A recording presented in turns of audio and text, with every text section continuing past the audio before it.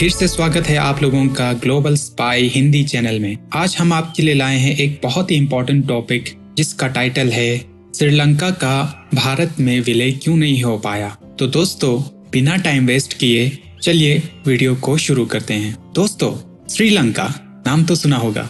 जी हाँ दोस्तों, वही श्रीलंका जो हमारे भारत देश के साउथ में एक छोटा सा जो आइलैंड है और जिसके साथ हमारी क्रिकेट मैचेस होते रहते हैं। चलिए दोस्तों इसके बारे में आज जान लेते हैं कि इसका इतिहास क्या रहा और इसकी इम्पोर्टेंस साउथ एशिया में क्या है।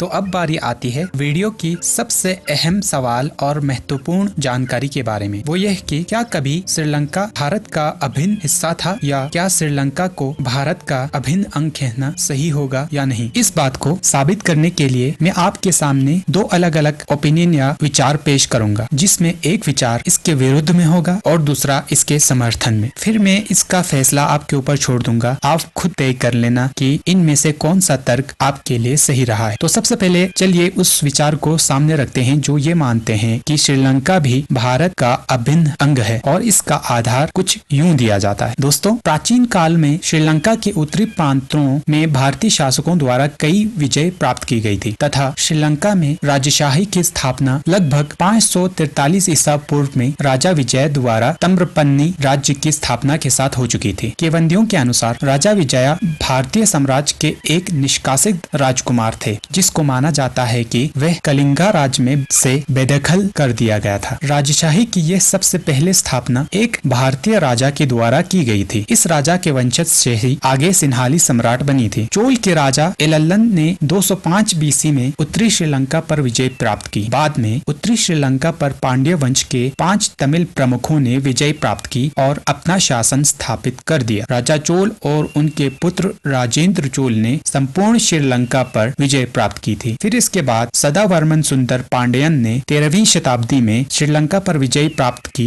और इस पे राज स्थापित किया। पांड्यन राजवंश ने जाफना साम्राज्य की स्थापना सामंती श्रद्धांजलि के रूप में की थी। इतिहास के पन्नों में यह भी देखने को मिलता है कि एक सिन्हाली शासक जिसका नाम देवनापिया टिस्सा बताया जाता है, सम्राट अशोका द ग्रेट किंग के साथ भी काफी मजबूत संबंध हुआ करते थे। चोल राजा एलल्लन जिसे 205 ईसा पूर्व में उत्तरी श्रीलंका पर विजय प्राप्त की थी, अब उस उत्तरी श्रीलंका वाले भाग को पांड्यन वंश के 5 तमिल प्रमुखों ने जीत लिया और अब उधर पांड्य राज्य की स्थापना कर दी गई थी। कहा जाता है कि जाफना साम्राज्य पांड्यन क्षेत्र का हिस्सा तब तक बना रहा जब तक कि मुदेर के पांड्यन राजवंश दिल्ली सल्तनत द्वारा पराजित नहीं हुए। लेकिन इस घटना से भारत के साथ श्रीलंका के राजनीतिक संबंध नहीं टूटे थे। जब पुर्तगालियों ने जाफना पर विजय प्राप्त की तो यह भारतीय नायक ही थे जिन्होंने उनके विद्रोह में मदद की, लेकिन बाद में उन्हें दबा दिया गया या चुप करा दिया गया। पुर्तगालियों ने पहली बार 1505 ईस्वी में श्रीलंका का दौरा किया था और धीरे धीरे जाफना साम्राज्य के तटीय क्षेत्रों पर कब्जा करना शुरू कर दिया। सिन्हाली शासक खुफिया रास्ते से कैंडी में चले गए और वे समुद्र तक बिना किसी पहुंच के घिरे हुए थे, जिसका अर्थ था कि वे मुख्य भूमि के पड़ोसी शासकों से इतनी आसानी से मदद नहीं मांग सकते थे। ये पहली बार था कि जब उन्हें मुख्य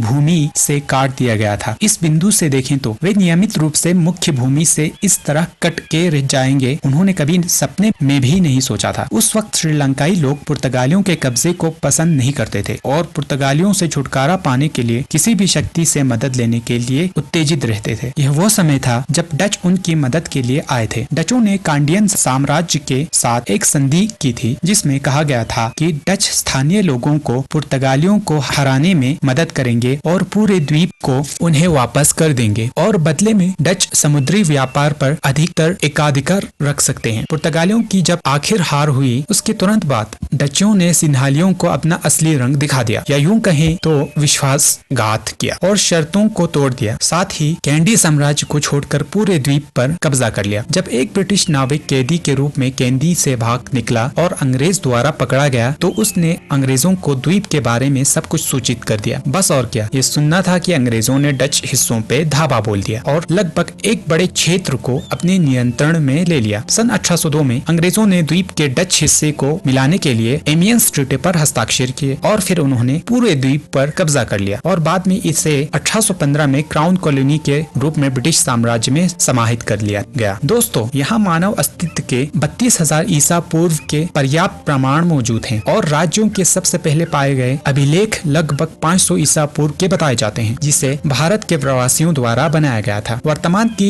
दृष्टि से देखें तो सिन्हाली भारत के विभिन्न हिस्सों से स्वदेशी लोगों और प्रवासियों का मिश्रण है। दक्षिण भारत के प्रवासी तमिल बोलते हैं, जबकि अन्य लोग सिन्हाला बोलते हैं। यह एक ऐसी भाषा है जो उत्तरी भारत में बोली जाने वाली भाषाओं के इंडो यूरोपीय परिवार का एक हिस्सा है। श्रीलंकाई मुख्य रूप से थेरवाद बौद्ध धर्म का पालन करते थे। इसके बाद हिंदू धर्म के अलावा तमिल भाषा वाली आबादी भी थी। दोनों देशों की संस्कृति और दर्शन बहुत समान है। ये सभी प्रूफ से ही स्थापित करते हैं कि भारतीय और श्रीलंकाई केवल शारीरिक रूप से ही समुद्र से अलग हुए थे, जबकि एक समान संस्कृतियों और दर्शनों से दोनों राष्ट्र एक दूसरे से सदियों से बंधे थे या एक ही थे। अब इन सब सबूतों के आधार पर यही कंक्लूजन निकलता है कि यूरोपीय लोगों के आने से पहले और उसके बाद श्रीलंका भारत का उतना ही हिस्सा था जैसा कि अब चोलों और मराठों के रूप में आज ओडिशा भारत का अभिन्न अंग है, भले ही वो मुख्य धारा की भारतीय घटनाओं का हिस्सा नहीं थे।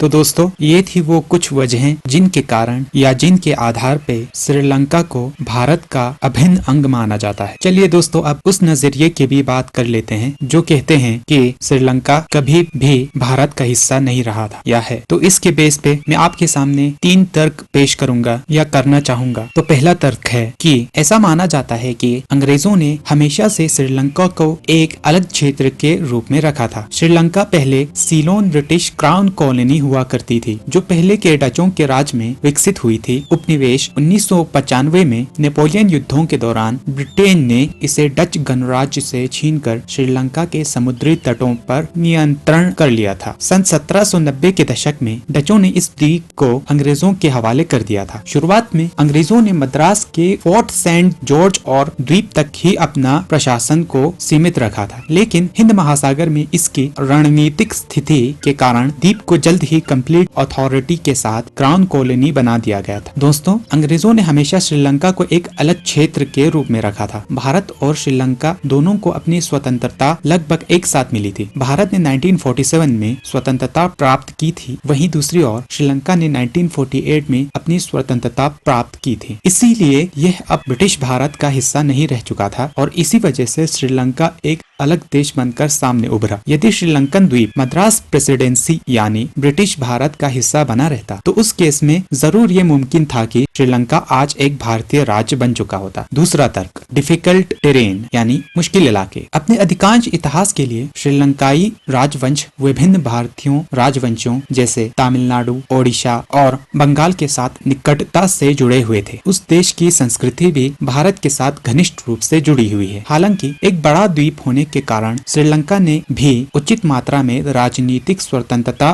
बरकरार रखी। सामान्य तौर पर बड़े महाद्वीपों की नोक पर यह द्वीप, जैसे यूरोप के सिरे पर इंग्लैंड, यूरेशिया के सिरे पर जापान और भारत के सिरे पर श्रीलंका, अपनी स्वतंत्रता को बनाए रखते हुए मुख्य भूमि के सांस्कृतिक तत्वों को उधार लेने में सक्षम रहा। इसका रियल कारण यही है कि इस आकार के द्वीपों को जीतना बेहद कठिन माना जाता है। द्वीप में काफी मात्रा में सैनिकों को लाने के लिए आपको बड़ी संख्या में जहाजों की आवश्यकता पड़ती है और ये प्लानिंग ज्यादा टिकाऊ भी नहीं रहता है। चोल साम्राज्य ने लंका की इन ऊंचाइयों पर उनकी नौसेनाओं की मदद से नियंत्रण करने की एक कोशिश जरूर की थी, लेकिन जब नौसैनिक शक्ति कमजोर पड़ गई तो श्रीलंका को एक बार फिर से अपनी स्वतंत्रता वापस मिल गई। तीसरा तर्क, नेहरू की कायरता और सॉफ्ट एटीट्यूड। दोस्तों, 1947 में विभाजन के बाद जब भारत को आजादी मिली, तब जवाहरलाल नेहरू के दिमाग में सबसे बड़ी चीजें जो पनप रही थी, उसमें उत्तरी भारत में देश की नई सीमाएं, कश्मीर में युद्ध, रियासतों का भारत संघ में एकाकीकरण और लाखों असहाय शरणार्थियों को संभालना आदि शामिल था। सीलोन उस समय समीकरण में नहीं था, लेकिन भारत को आजादी मिलते ही ब्रिटेन ने श्रीलंका को भी एक साथ स्वतंत्रता नहीं दी थी, याद रखिए, जबकि भारत अब अंग्रेजों के चंगुल से पूरी तरह आजाद हो चुका था। हिंदुस्तान टाइम्स में नेहरू का सीलोन के प्रति संतुलित दृष्टिकोण का यह लेख सीलोन के प्रति नेहरू की कायरता के बारे में भी बात करता है, या फिर ये भी मान सकते हैं कि नेहरू ने दबे शब्दों में श्रीलंका को अलग राष्ट्र स्वीकार कर लिया था। मैं आपको वह लेख यहाँ प्रस्तुत करता हूँ। देखिए नेहरू ने क्या कह डाला था। 5 जुलाई 1952 को भारतीय राज्यों के मुख्यमंत्रियों को लिखे एक पत्र में नेहरू ने कहा, सिन्हाली लोग भारत को महात्मा के कारण अपनी पवित्र भूमि के रूप में देखते हैं, लेकिन वे भारत जैसे देश के इस महान बड़े दैत्य से थोड़ा डरते भी हैं और उनकी अनदेखी करते हैं, और डर हमेशा गलत कार्रवाई की ओर ले जाता है। अगर हम उन्हें धमकी देते हैं तो हम केवल उनका डर बढ़ाते हैं। इसीलिए मैंने धमकियों की भाषा बोलने से परहेज किया है और उनके साथ मित्रता स्वभाव रहने की कोशिश की है, भले ही उन्होंने अनुचित तरीके से काम किया हो। आगे 26 अप्रैल 1954 को मुख्यमंत्रियों को लिखे एक और अपने पत्र में नेहरू लिखता है, हमें सीलोन निवासियों के इस डर को हमेशा याद रखना चाहिए। हमारी ओर से कोई भी जरा सी भी रणनीतिक दबाव इस डर को बढ़ा सकती है और इस कारण किसी भी समाधान को पहले से थोड़ा और कठिन बना देती है। दोस्तों, इस पत्र से यह पूरी तरह साबित हो जाता है कि नेहरू का श्रीलंका के प्रति कोई भी सीरियस रुख कभी नहीं रहा और नेहरू ने इस प्रकार